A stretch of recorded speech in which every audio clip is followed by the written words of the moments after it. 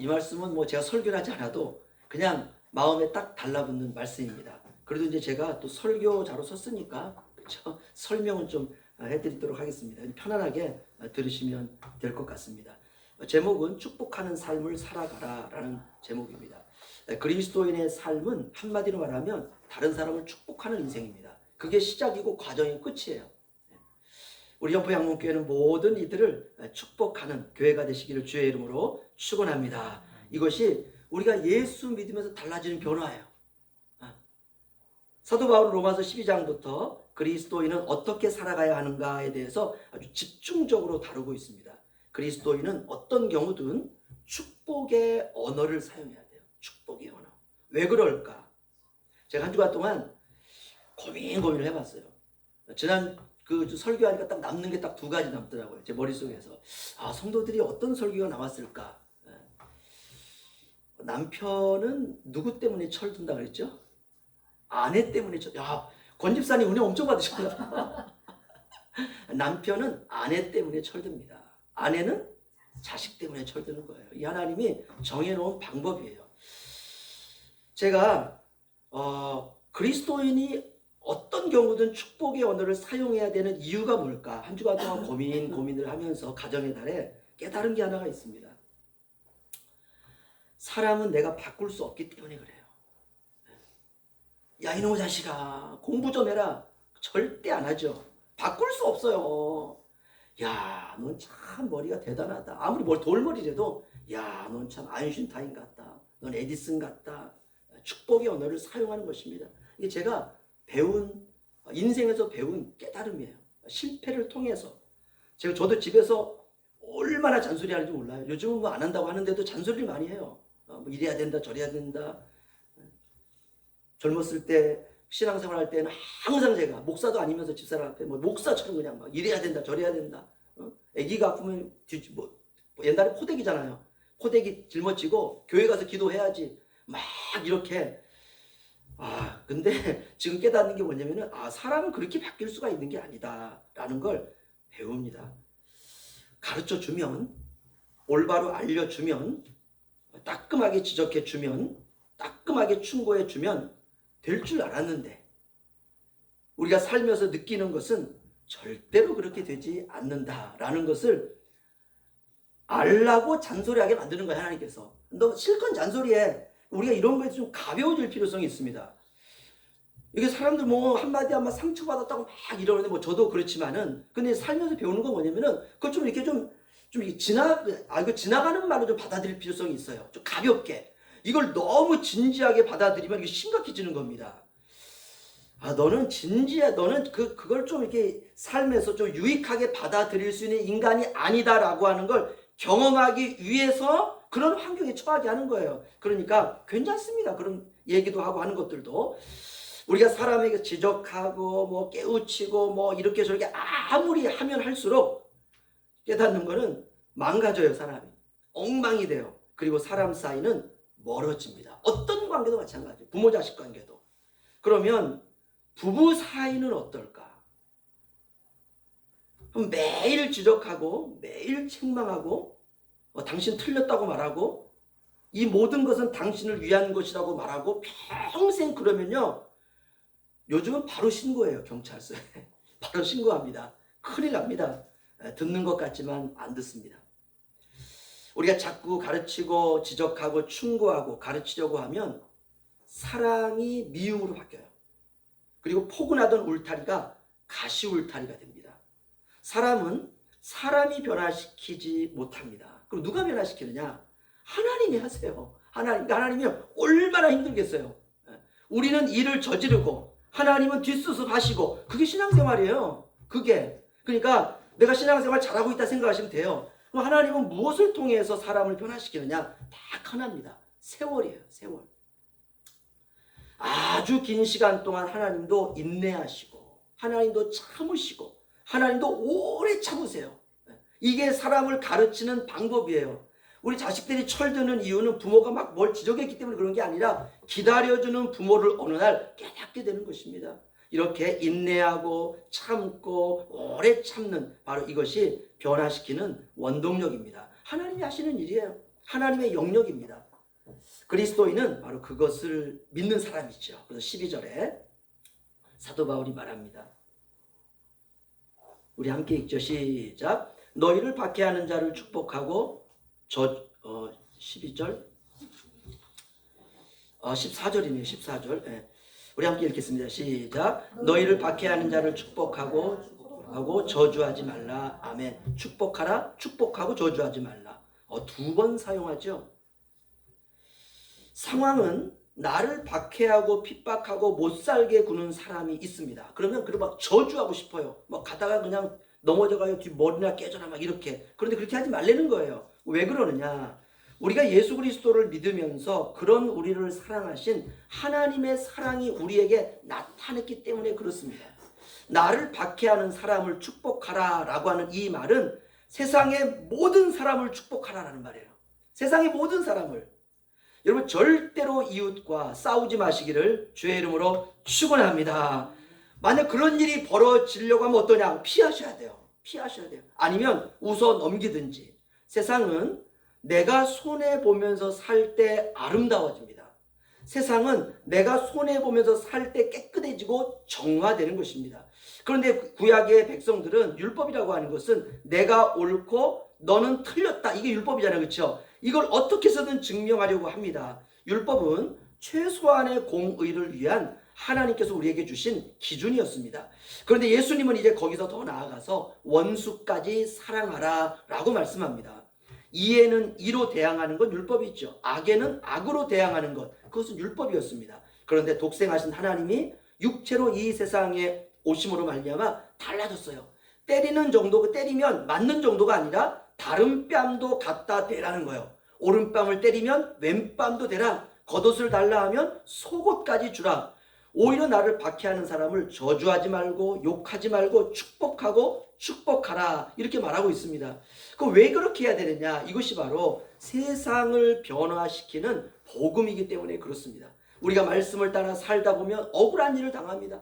우리가 사람 때문에 당하는 여러 가지 손해가 있습니다. 그러나 그럴지라도 우리가 그 상황에서 내 것 챙기고 절대로 자기 것은 손해보지 않고 나를 욕하고 미워하는 사람을 용서하지 못하고 우리가 어떻게 세상의 빛과 소금으로 살아갈 수 있습니까? 우리가 그리스도인들은 축복하고 축복하라. 오늘날 그리스도인들을 보면 입으로만 살려고 그래요. 입으로. 목사님 저부터 시작해서. 여러분 거듭난 사람은 절대로 그렇게 살 수 없습니다. 사랑은 희생 없이는 불가능합니다.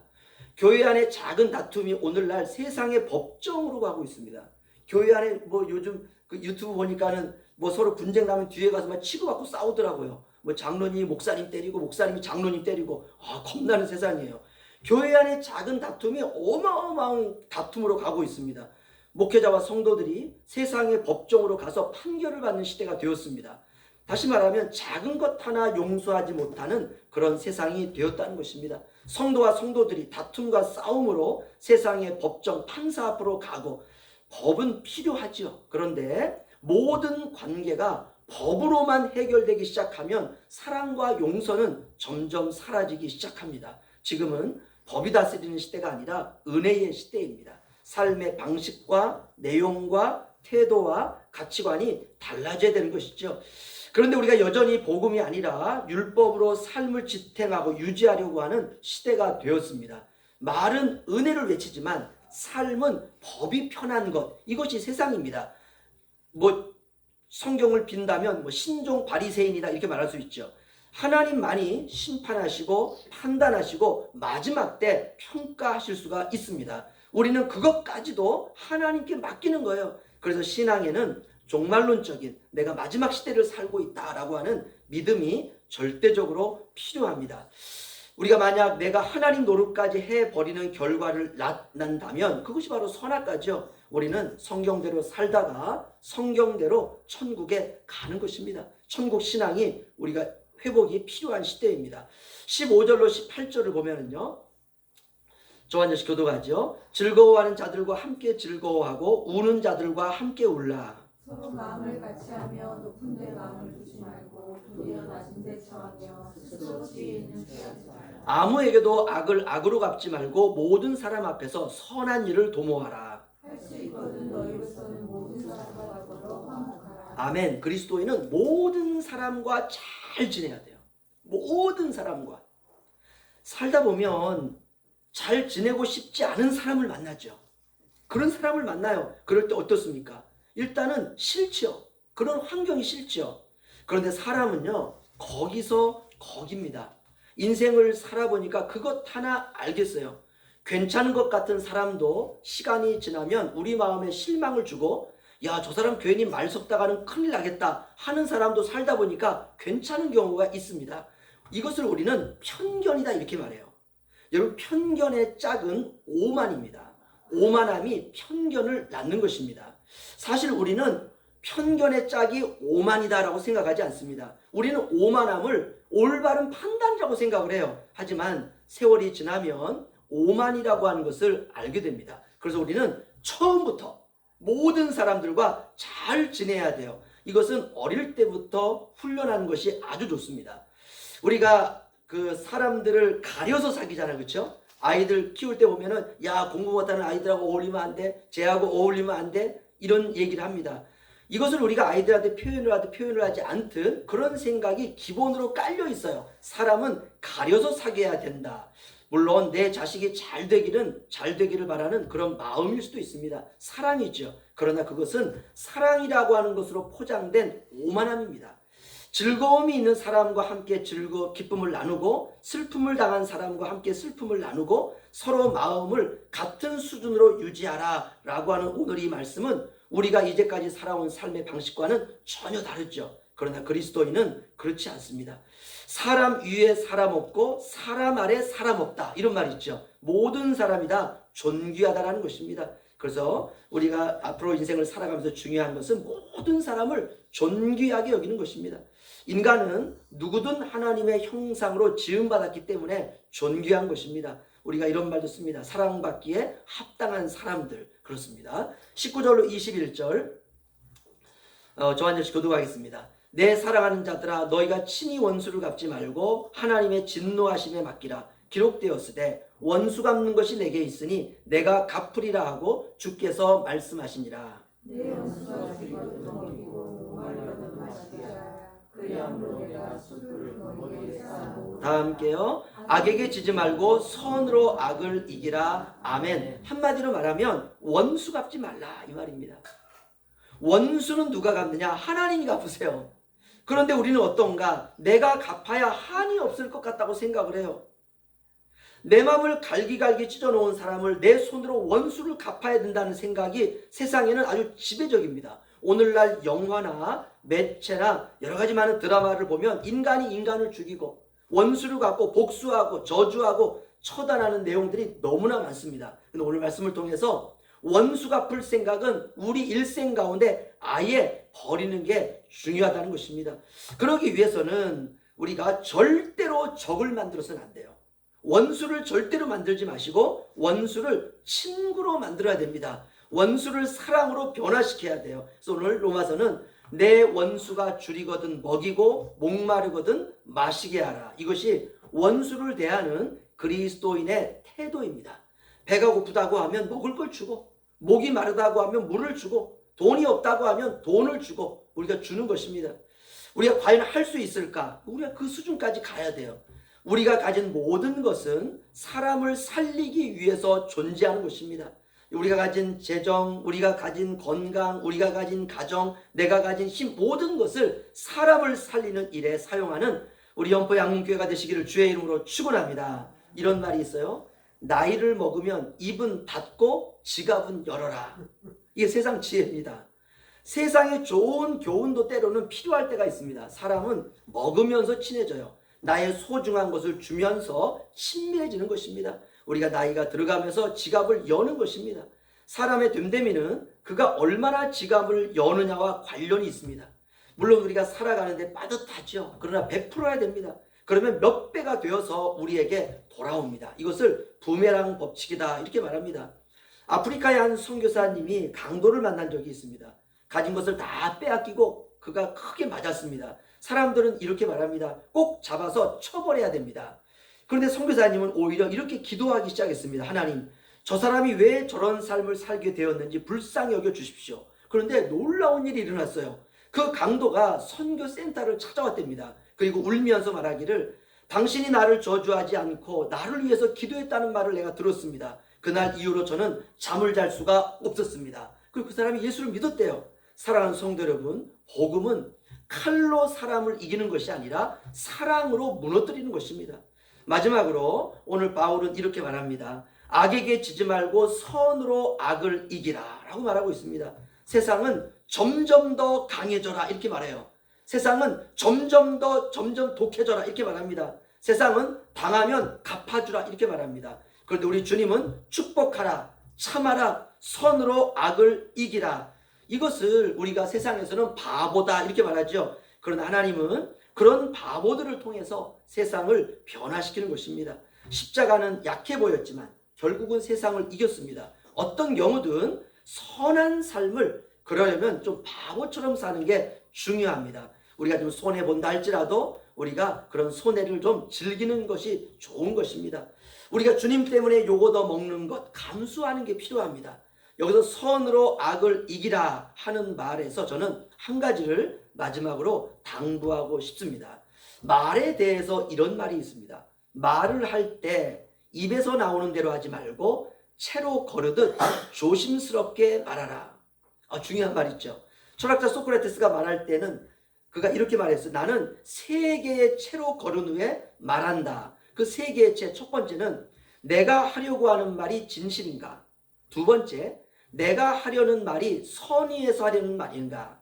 세 번째, 꼭 해야 할 만큼 중요한 말인가? 소크라테스는 이 세 가지 채로 거른 이후에 말을 했다고 합니다. 그는 그리스도인이 아님에도 불구하고 말에 있어서 아주 신중했습니다. 진리를 몰랐던 소크라테스도 마치 진리에 근접한 인생을 살아가려고 애를 썼습니다. 그렇다면 그리스도인은 어떤 삶을 살아야 될까? 복음이라고 하는, 은혜라고 하는, 사랑이라고 하는, 긍휼이라고 하는, 용서라고 하는, 십자가라고 하는 이 채로 걸러낸 다음에 우리가 말을 하는 것입니다. 사랑하는 성도 여러분, 미워하는 건 너무 쉬워요. 제가 살아보니까 욕하는 건 너무 쉽습니다. 끊어버리는 것도 너무 쉬워요. 그렇죠? 한번 생각해 보세요. 그냥 나 저 미워 죽겠어. 그냥 입에서 욕이 막 나오고 나 저러면 나한테 절교해야 돼. 이거는 굉장히 쉽습니다. 그런데 축복하는 건 너무 어려워요. 왜냐하면 십자가 없이는 할 수 없는 일이기 때문에 그렇습니다. 그래서 축복은 단순한 말이 아니에요. 예수님을 닮아가는 삶입니다. 남은 올 한 해 악에게 지지 마시고, 말로도 지지 마시고, 감정으로도 지지 마시고, 선으로 악을 이기는 참된 그리스도인의 삶을 살아가는 저와 여러분이 되시기를 주의 이름으로 축원합니다. 기도하겠습니다.